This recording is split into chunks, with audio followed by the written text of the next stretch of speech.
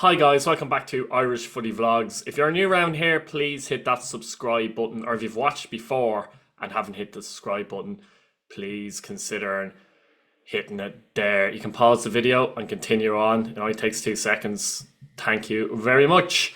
Furthermore, JP is not here this week because he's off sunning his ass on holidays, basically. So you're going to have to put up with me alone for this one. In the prediction league, by the way, I won by 4 points to 1 last week. I now lead by 109 points to 98. You could say the Keith goes marching in. No, okay. Just off the bat, we have a European show. So if you want to go into look at the games in detail, keep an eye on that one. But for the purpose of the prediction league, I'll give you the scores. I've gone for 2-1 Pats to beat Saba, and I've gone for Celtic 1, Shamrock Rovers 1. JP, even more positive than me, he's gone 2-1 Pats, and he's gone 1-0 Shamrock Rovers in Celtic 2. The league games, I'll talk about the predictions in a minute, but we'll go through the league games. Derry City taking on Dundalk at the Brandywell on Friday. And this is an opportunity for Derry to put a bit of pressure on Shelbourne. Shelbourne play, but they play on Saturday. So it's a chance for Derry to actually go top on goal difference. Yes, Shelbourne would have 2 games in hand, but still it applies that pressure. And it's a great opportunity, I think, for Derry City to do so. Dundalk really struggling. They were very poor in that home defeat against Galway United, and it could be more, to be honest. It could be more than 2-0. And I think they're struggling. I mentioned it on the Premier Division show. They're struggling in the fact that there's so many changes in their backline. The one bit of positivity, despite being bottom or second bottom for most of the season, it's flipped over a couple of times, was the fact that they had a decent backline, a solid backline. Now it looks all over the place to me.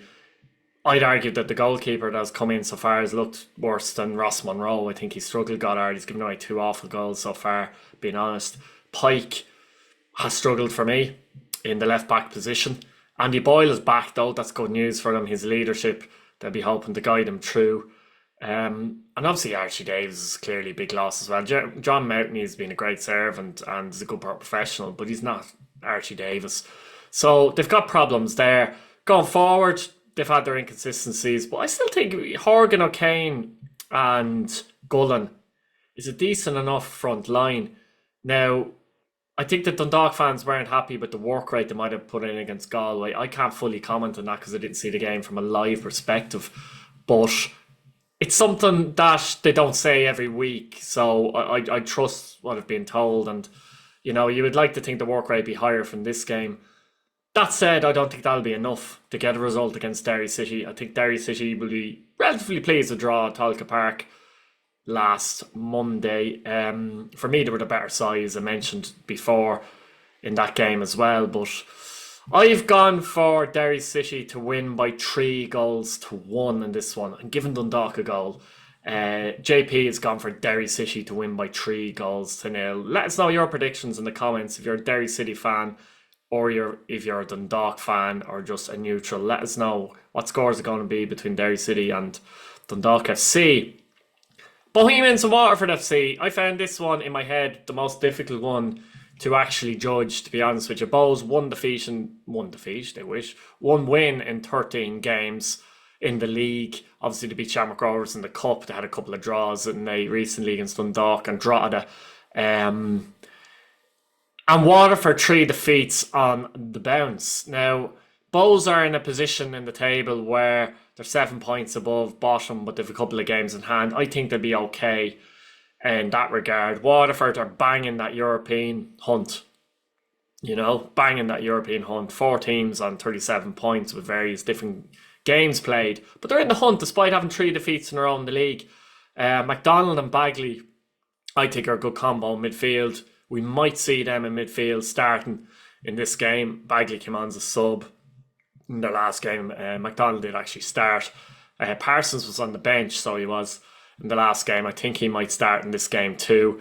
Amond hasn't scored in a number of games either, but he hasn't been supplied the service. And I think I said it before, he is the type of striker that, look, every striker needs service, but feed the ball into good areas into the box, and Amond pretty much will be there every time. He's a poacher ultimately, isn't he?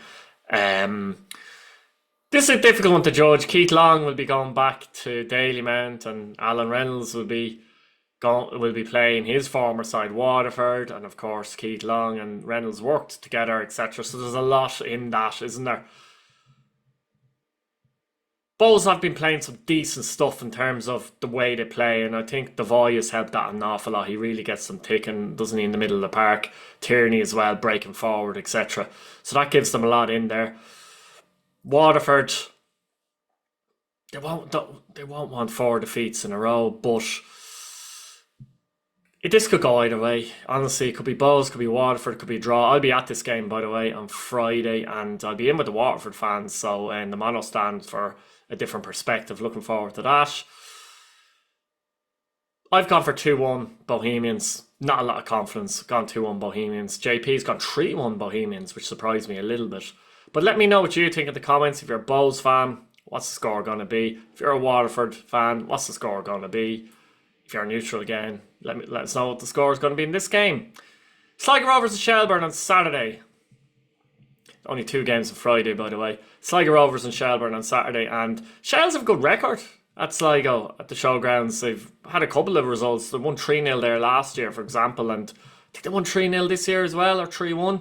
But they've had some good results at the showgrounds against Sligo Rovers. But, Sligo Rovers have been playing very well. But they'll be smart in from that defeat and how they lost at Richmond Park last week. So I can see them trying to use some sort of a siege mentality for this one. Will John Russell be on the bench after getting sent off? I'm not so sure, but I can see a siege mentality for Sligo Rovers in this one, and I think Shells will go into this one with a bit of trepidation, to be honest. You would suspect the Shells will be going into this game knowing Derry won. Now, I could be completely wrong there, and Derry might blow the game against Dundalk. But let's assume they do for a minute. Puts a bit of pressure on Shells coming into the game. Can they respond? It's not an easy game anyway. Can they respond? The loss of Will Jarvis is a serious loss. To lose his output, 8 goals, 4 assists, is absolutely massive, isn't it? I'm not sure if Sean Boyle will be back for this game, but they have a lot of good players in attack that are inconsistent. To be fair, Liam Burt is good, but lacks consistency. I think a lot of that's down to a lot of injuries had the last few years. Matty Smith too. Ali Coote might come in. 3 Scottish players, incidentally. We slagged Dundalk for having Scottish players. Etc. I'd like to see, from a Shell's point of view, Evan Caffrey starting the game. He can give you something from midfield in terms of goal scoring ability too. Sligo Rovers.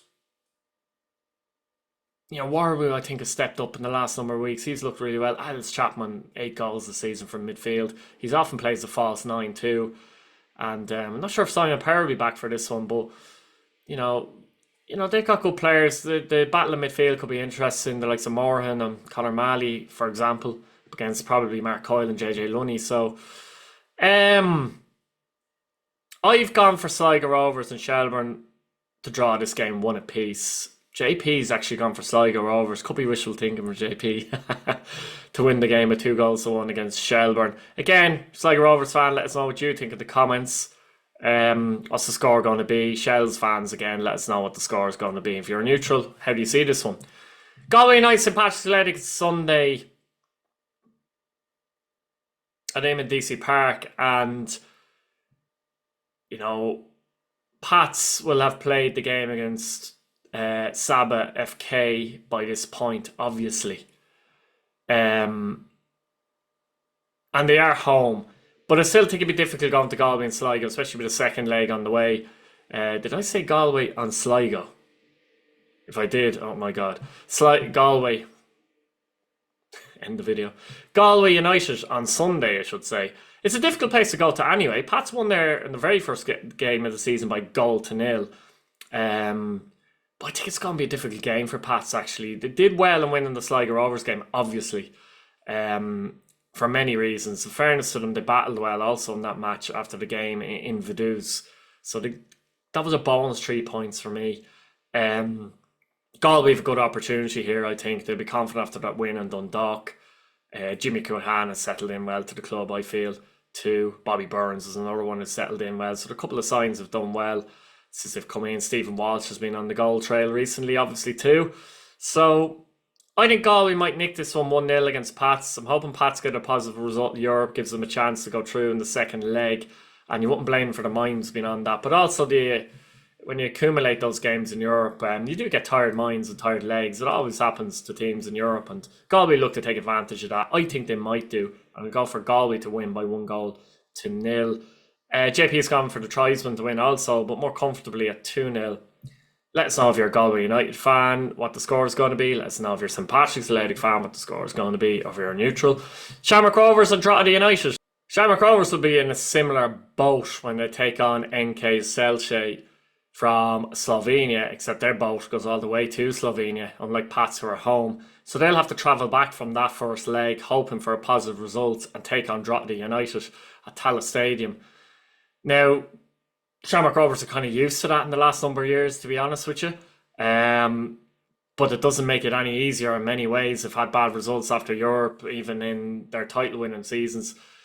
They'll still feel like they've a glimmer of hope in this title race for me. I still think they'll think they have a glimmer of hope. And I think they do have a glimmer of hope. It's one of them where in 2 or 3 games that glimmer could turn to absolute dust. Or they really are in it, so... I'm interested to see how that goes for them. Drogheda United at home, obviously they're bottom of the table, Drogheda, but in the last number of weeks their performances have been good. The Bows game could have gone either way. They got a point, they could have won it at the end, Drogheda themselves. They've obviously beaten Dundalk in the Cup, etc., and beaten Waterford, for example. Their away form, though, has been dreadful this season, being honest. 3 draws they've had, 3 points. Do you know what I mean? I think their last win was last season. Correct me if I'm wrong, Drogheda fans. Drogheda's last away win was last season against St Patrick's Athletic at Richmond Park, I believe, to be the case. And, their away form is just not good. And it will have to change a little bit. Mind you, Dundalk's away form isn't much better. They're on 6 points, incidentally. So, so you got that that comes into the equation as well. But I think with Drogheda, overall their new signings have made them a bit stronger. I think Bulger's made them stronger at the back. Iwi in there as well. It's allowed Kev Doherty to go to 3 at the back, which suits them really well. Conor Kane, left wing back, etc., etc. And be able to play 2 up front with Pirro and Douglas James Taylor. So it gives them more balance, I feel. Shane Farrell, another one as well. I'm not convincing Luke Dennison. I'm not going to lie, not convincing Luke Dennison, though. I think he's a bit... not very commanding. He flaps acrosses and stuff like that, and there has been evidence of that too. Now, a lot of that could be down to the lack of sharpness, the fact he hasn't been playing many matches, so it's hard to judge in that sense, to be fair to him. But so far, I'm not really convinced by him. I've mentioned Shamrock Rovers and Liam Poles before, and I think that's been a weakness for them this season, to be honest. And you go from Alamanis. I think personally, I think they should have brought in a goalkeeper. That was my thing at the start of the season. I think it's fair to say, Shamrock Rovers fans, let me know what you think in the comments regarding that. But look, I've no idea what kind of game they're going to play, Rovers, in terms of what selection. I think John Kenny might be out though, and out of the European game as well, etc. So that's a loss, I think, and obviously Gaffney's out, etc., etc. But I don't know. I wouldn't be shocked to see Drogheda pull a point out of this game, if I'm honest with you. They'll go there with no fear and they'll be up for the challenge. But I have gone for Rovers to nick it by 2-1 personally. JP's gone for 2-0 Shamrock Rovers. So, yeah, guys, I'm going to leave it there. Let me know what you think in the comments. Drogheda fan, let me know what you think the score is going to be. Shamrock Rovers fans, same thing. Let me know what you think the score is going to be. Please subscribe once again. Any thoughts in the comments, fling them in the comments. And we'll talk to you soon. Good luck. See you later. Bye-bye.